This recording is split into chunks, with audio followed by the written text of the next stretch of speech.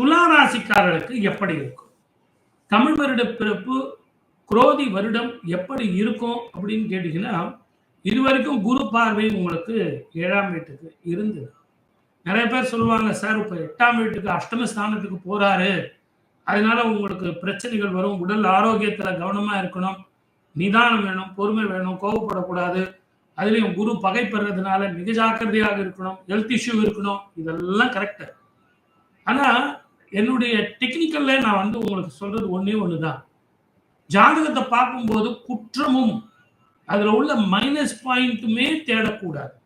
அந்த மைனஸ் பாயிண்ட்ல இருந்து, குற்றத்துல இருந்து நம்ம எப்படி வெளிய வரணும் அப்படின்னு ஜாதகத்த பார்க்கணும். எடுத்த உடனே ஜாதகத்துல சார் அஷ்டம குரு சார் உங்களால ஒண்ணுமே முடியாது. பயமுறுத்துறத விட்டு இந்த இதுல இருந்து பிரச்சனையில இருந்து எப்படி நம்ம வெளிய வரலாம்?